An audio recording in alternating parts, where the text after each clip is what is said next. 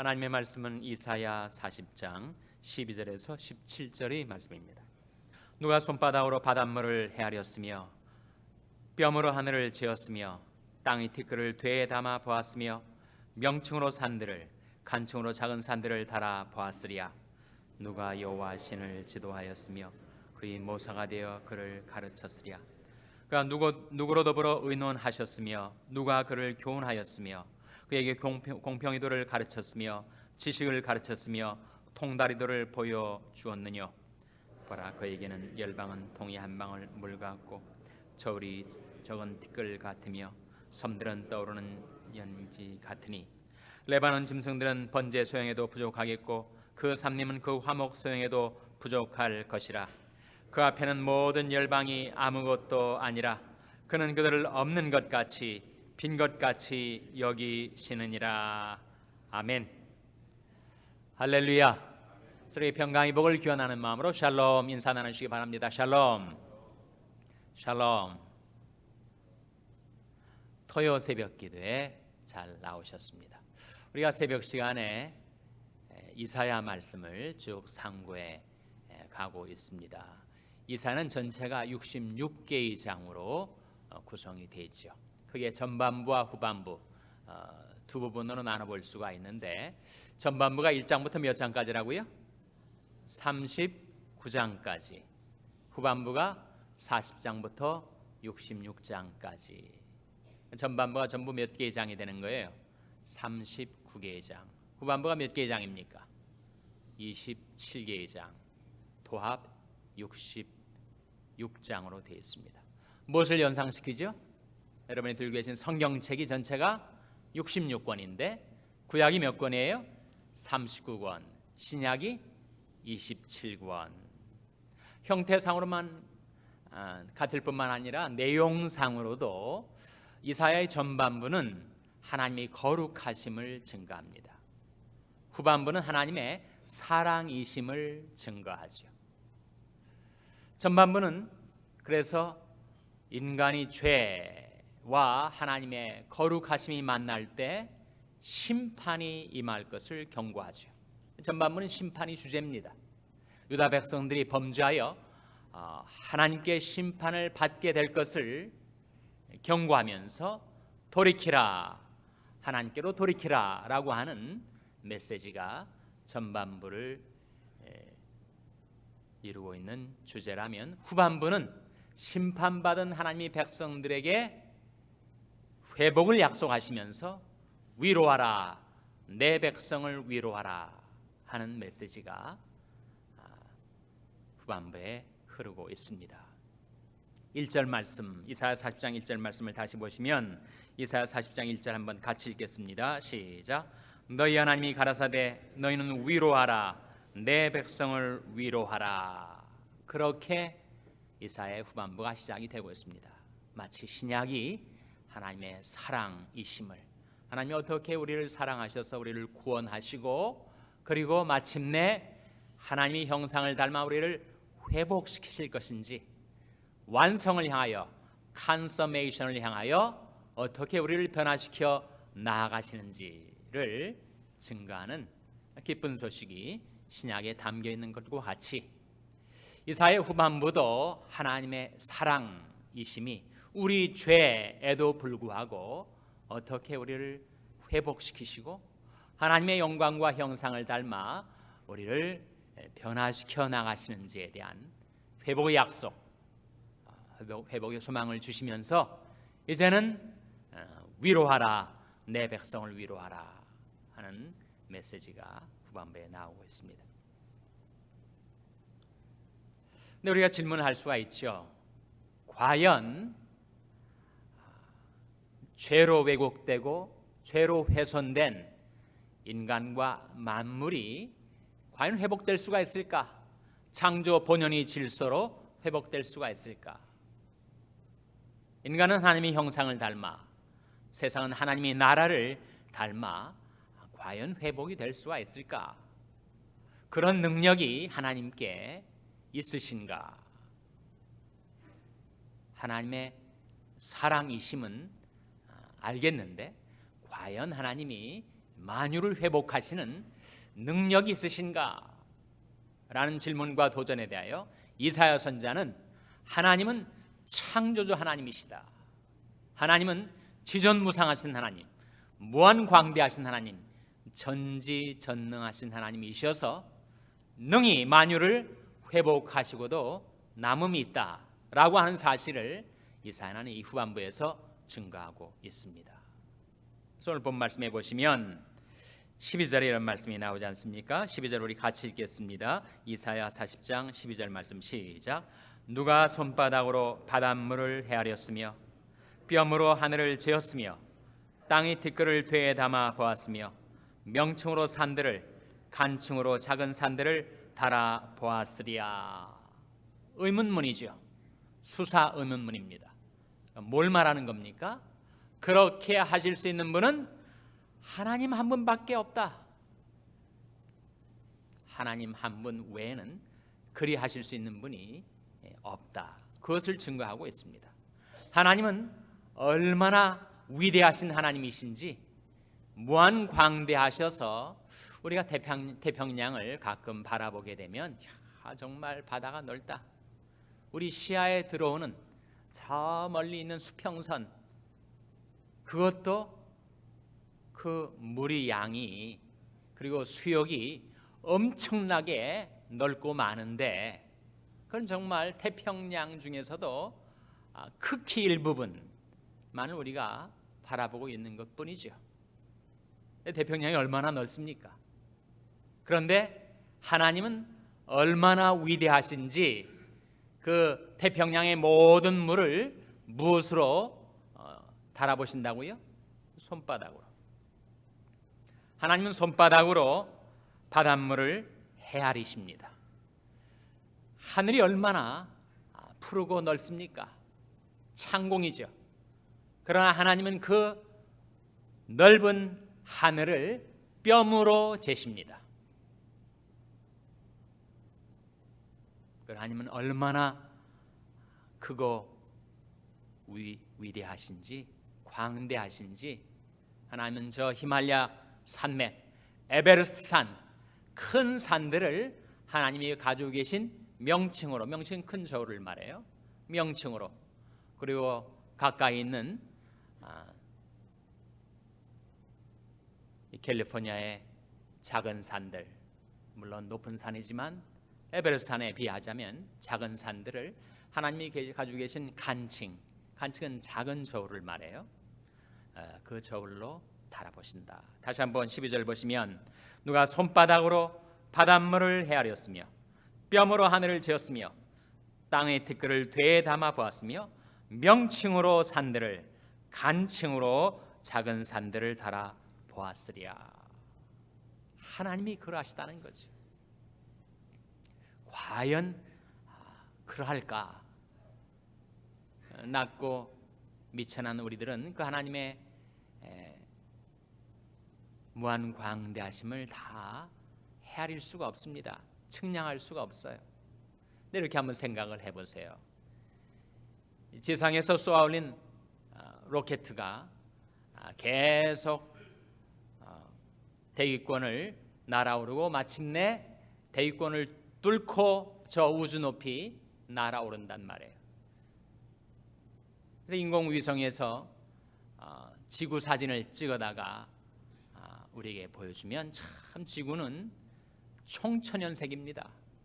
얼마나 컬러풀한지, 얼마나 아름다운지. 그런데 그 인공위성이 하늘을 향하여 올라가면 올라갈수록 거기서 찍혀지는 지구는 처음에는 한 농구공만하게 보이다가 그 다음에는 한 배구공만하게 보이고 그 다음에는 한 테니스볼만하게 보이고 그 다음에는 한 탁구공만하게, 골프공만하게 점점 작아져서 나중에는 뭐 같습니까? 점과 같죠. 점. 나중에는 사라져버리죠.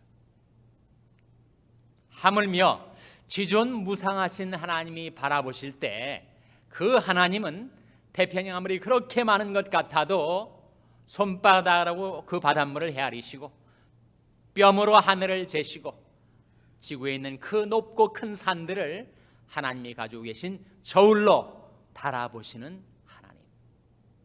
그 하나님이 보실 때에는 이 세상에 미국이다, 러시아다, 중국이다, 한국이다 뽐내는 열강들, 그 세상 모든 나라들을 다 합해 보아도 하나님 앞에는 뭘과 같다고요? 통에 한 방울 물과 같다.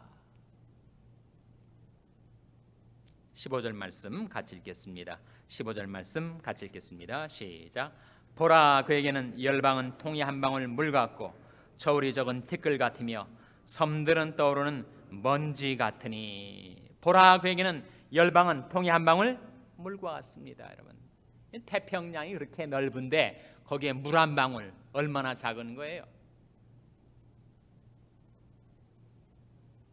온 우주를 창조하신 하나님이 보실 때 세상 모든 열방들, 모든 나라들 다 합해 놓아도 그것은 통에 한 방울 물과 같다. 이 지구상에 떠오르는 모든 섬들은 다 떠오르는 먼지와 같다. 그러니 하나님이 보실 때는 그렇게 세력을 뽐내고 각축하고 남을 무시하는 세상의 모든 세력들, 모든 나라들을 다 합해 놓아도 하나님이 보실 때는 없는 것 같이, 텅 빈 것 같이 여기신다고 했습니다. 17절 말씀 같이 읽겠습니다. 17절 말씀 시작. 그 앞에는 모든 열방이 아무것도 아니라 그는 그들을 없는 것 같이, 빈 것 같이 여기시느니라. 그래서 하나님이 바벨론이라는 거대 제국에 잡혀갔었던 유다 백성들, 그야말로 사자의 발톱, 곰의 발톱에 붙잡혀 찢기고 상했던 그 유다 민족을 고토로 회복시킬 것을 약속하시면서 하나님에게는 그런 능력이 있으시다. 바벨론을 하룻밤에 쳐서 무너뜨리셨습니다. 제국이 붕괴였었죠. 그리고 거기에 잡혀 있었던 유다 백성들을 70년 만에 고토로 돌아오게 하시죠. 그러한 것처럼 하나님을 거스리고 반역하여 하나님께 심판을 받았던 이 모든 세상 나라들도 다 하나님께로 돌아와서 하나님께 경배드리고 만민과 만국과 만물을 회복시키실 능력이 우리 하나님에게 있으시다. 하나님은 지존무상하신 하나님, 무한광대하신 하나님, 전지전능하신 하나님. 저는 그야말로 문외한이지만 천문학을 좀 좋아합니다. 천문학에 나타난 현대 과학이 발견한 정보에 따르면 지구가 태양을 중심으로 해서 공전을 하죠. 갈릴레오와 코페르니쿠스 이후로 지구가 우주의 중심이 아니고 태양이 중심이고 지구는 태양을 공전하는 하나의 별이구나. 여기 수성도 있고 금성도 있고 화성, 목성, 토성, 천왕성, 해왕성,冥왕성, 소위 태양계의 모든 별들은 태양을 중심으로 해서 도는 것이구나. 근데 더 우주의 관측 기술이 발달이 되고 더 우주에 대해서 알아가면서 이 태양계는 은하계 속의 극히 작은 일부분의 별이구나. 은하계 안에는 태양이나 지구 같은 별들이 1000억이 넘습니다. 그러니까 1000억이 넘는 거대한 은하계 밀키웨이 속에 태양계는 극히 작은 일부구나. 더 우주를 알아가 보다 보니까 이 우주에는 그 은하계 1000억 넘는 별들이 들어있는 그 은하계만한 규모의 갤럭시가 몇 개가 있느냐 하면 1000억이 넘다는 거예요. 1000억이. 그러니까 그 은하계가 1000억이 넘도록 이 우주를 구성하고 있다면 지금까지 측량하고 예상하는 별들의 수만 몇 개가 되는 거예요? 그러면 우주에 1000억 곱하기 1000억입니다. 1000억 곱하기 1000이 아니라 1000억 곱하기 1000억의 별들. 그러니까 우리 계산 단위가 없어요. 그 수많은 별들, 수많은 행성과 혹성들을 이 우주가 담고 있는데 그것으로 다인가? 우주는 여전히 팽창하고 있다고 하죠. 우주가 정말 광대무변한 것 같습니다. 그러니 그 우주를 창조하신 하나님은 얼마나 더 무한 광대하시겠는가? 잘 상상이 가질 않아요. 우리 지성으로 다 헤아릴 수가 없습니다. 지존무상하신 하나님, 영원무궁하신 하나님, 무한광대하신 하나님, 무소부지하신 하나님, 전지전능하신 하나님을 성경은 증거하고 있습니다. 근데 그렇게 크신 하나님이 과연 나 같은 자를 돌아보시는가? 그건 더 이해가 되질 않죠. 시편 8편 3절 한번 찾아보시기 바랍니다. 그래서 역시 우리는 시편 기자처럼 그렇게 고백할 수밖에 없습니다. 시편 8편 3절은 구약성경 807면입니다. 시편 8편 3절과 4절 말씀 한번 같이 읽겠습니다. 구약성경 807면 시편 8편 3절 4절 말씀 찾아서 같이 읽겠습니다. 시작. 주의 손가락으로 만드신 주의 하늘과 주의 베풀어 두신 달과 별들을 내가 보오니 사람이 무엇이간데 주께서 저를 생각하시며 인자가 무엇이간데 주께서 저를 권고하시나이까. 정말 그렇죠. 주의 손가락으로 만드신 주의 하늘과 주의 베풀어 주신 달과 별들을 내가 보오니 사람이 무엇이간데 주께서 저를 생각하시며 인자가 무엇이간데 주께서 저를 권고하시나이까. 이것이 바로 하나님의 사랑이라는 거죠. 하나님의 자비라는 것입니다. 그 자비 영원히 변함없어라. 질그릇 같은 우리 인생, 낮고 비천한 우리 인간이지만 높고 위대하신 하나님께서 우리를 긍휼히 여기셔서 우리를 생각해 주시고 우리를 권고해 주시고 그 하나님의 영원하신 팔, 강한 손으로 우리의 전우를 들으시며 우리에게 안수해 주신다. 내 인생이 어떠한 지경에 현재 처해 있다 할지라도 곧 거기서도 주의 손이 나를 인도하시며 주의 오른손이 나를 붙드시리이다. 이것이 시편 기자의 고백이었습니다. 그 높고 위대하신 하나님이 낮고 천한, 그리고 그야말로 온 우주에서 한 점과 같은 지구, 그 지구에서 한 점과 같은 나, 그러한 나를 하나님이 돌아보시고 생각해 주시고 도와주시고 붙들어 주시고 고쳐주시고 성케해 주시고 하나님의 형상을 닮아 날마다 변화시키셔서 결국 회복의 역사를 이루어 주신다고 하시니 얼마나 놀랍고 감사한 일입니까?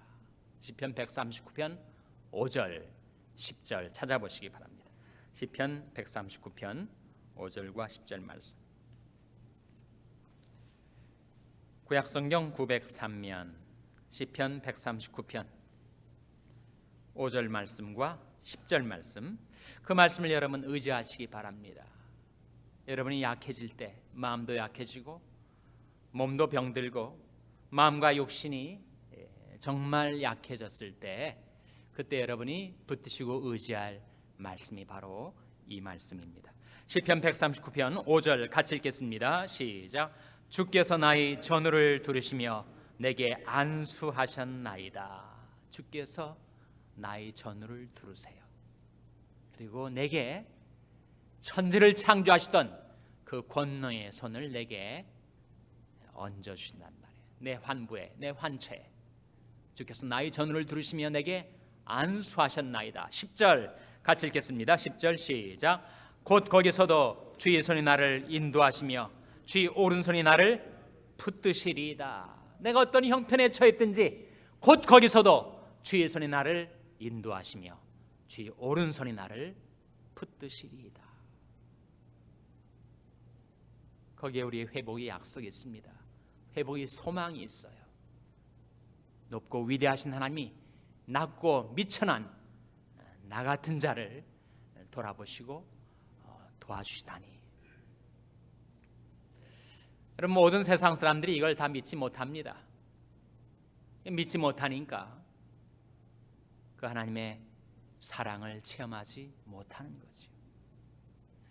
저는 제가 개인적으로 성경 읽기 순서에 따라서 오늘 읽을 말씀이 다니엘서인데, 다니엘서의 주제가 무엇일까? 물론 오실 메시아에 대한 놀라운 예언의 말씀도 들어있지만 다니엘서의 핵심 키워드는 다니엘서 6장 23절이라고 저는 믿어요. 그래서 오늘 아침에 새벽기도 나오면서 그 말씀 의지했어요.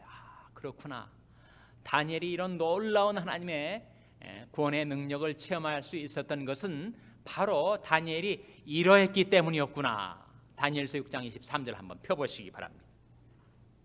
다니엘서 6장 23절 말씀은 구약성경 1244면입니다.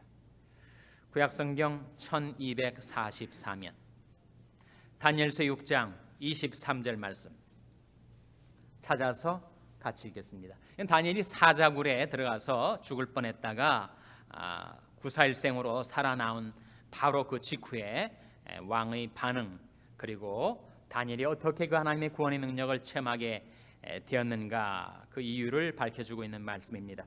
다니엘서 6장 23절 같이 읽겠습니다. 시작. 왕이 심히 기뻐서 명하여 다니엘을 굴에서 올리라 하매 그들이 다니엘을 굴에서 올린즉 그 몸이 조금도 상하지 아니하였으니 이는가 자기 하나님을 의뢰함이었더라. 이는 이유가 뭐라고요? 이는 그가 자기 하나님을 의뢰함이었더라. 믿음이 없이는 하나님을 기쁘시게 할 수가 없습니다.